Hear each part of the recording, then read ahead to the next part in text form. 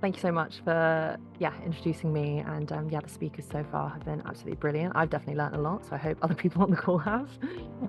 But to kick off today, I really wanted to talk to you guys about how we can really use the spike and Black Friday traffic to acquire, but more importantly for today, retain your future best customers. So for us, that's very much the people that love your brand. They keep coming back and they want to introduce you to all their friends. That's something that will be absolutely crucial in driving sustainable long-term growth for brands. But before we get into that, let's just have a quick dive into exactly who I am and what we do as a business. So I'm Hannah. I am the partner manager here at Mention Me, and I've been here for 3 months. And I think one of the biggest reasons I came to Mention Me was I got to experience firsthand how successful referral campaigns are and the sort of serious revenue that these marketing strategies can drive for some really good brands. So happy to be here today. I think the best and most engaging way to explain what Mention Me does is to walk through an example and sort of break it down. So let's talk about exactly what we do today. So we call your top best customers Kates, for example. Let's use that as a name. The Kates of your customer base, they're not necessarily your biggest spenders, but they love your brand, like I said earlier. They buy regularly, and most importantly, they jump at the chance to recommend you to all their friends, their family. And when Kate recommends your brand to her friends and family, they really listen. Our customer advocacy gap research has shown that customers trust a brand's recommendation from a relative or a friend more than any other advertising, meaning that your customers' recommendations are highly likely to convert to new customers with high lifetime value and high AOV, 11% to be precise. So the quality of these customers are really high. As we mentioned earlier, it's not only referred customers which spend more, but it's actually they're more likely to refer themselves, 5 times more likely actually to refer to someone else.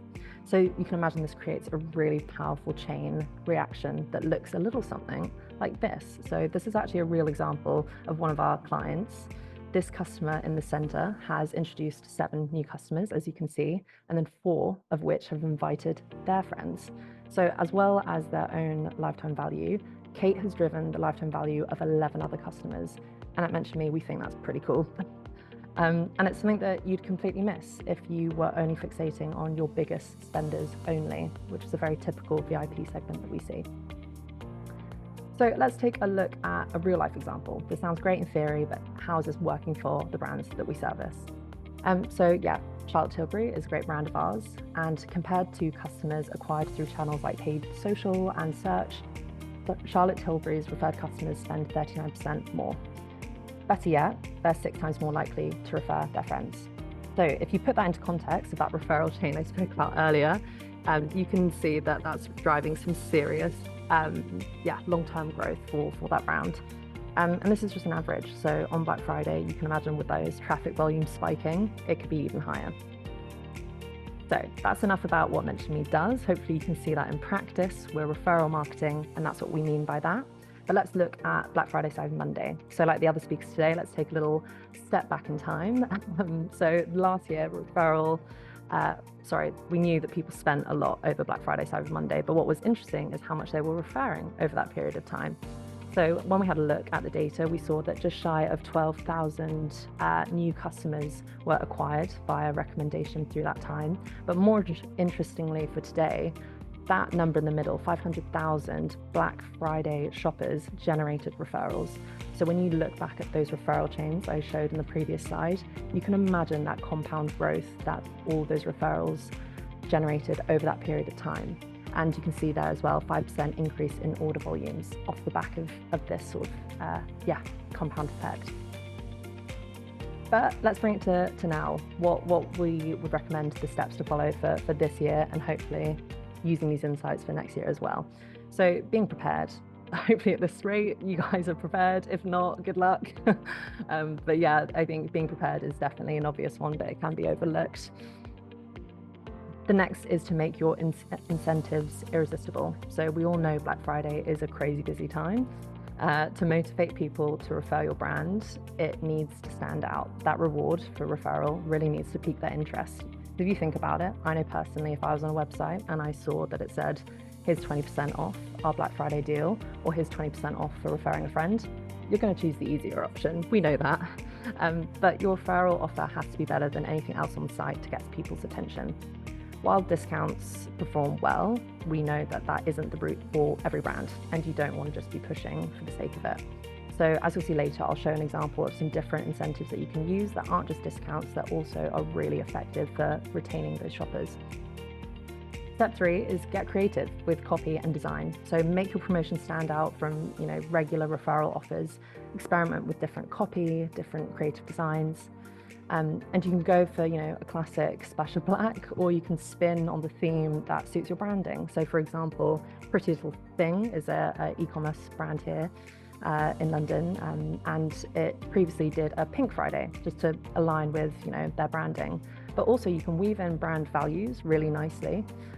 So another client that we've worked with, they're a vegan delivery service called All Plants, and they did a Green Friday a few years back, which all centered around planting trees for every successful referral that happened. So that's another really good example of not just having to do discounts, but actually using an incentive that aligns with your brand values.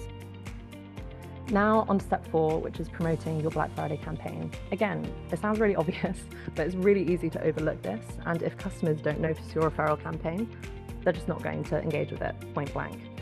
So it's a really important step, and the more touch points you promote at, the more likely your customers are to refer their friends. So really go through the journey, and at every point, make sure you're promoting your campaign. Step 5, with so much noise and competition for Black Friday, it's been echoed through all the speakers today, it's really easy for consumers to get distracted by other offers. That's why you need to retarget shoppers and direct them back to your site. It's the main aim of the game here. And even better if these messages are personalized and you can integrate them into your wider marketing automation tools. Another way to combat competition during the event is creating a buzz around your campaign. So one way to do this is by encouraging user-generated content. It was mentioned earlier today. By sharing your campaign on social media, that can be super useful in exchange for a chance to win a prize, per se. It's a really good way to use to create buzz. Step 7 on our list is to keep a feeling of exclusivity. So offer your referral rewards in a way that makes customers feel special, rather than just any other Black Friday shopper.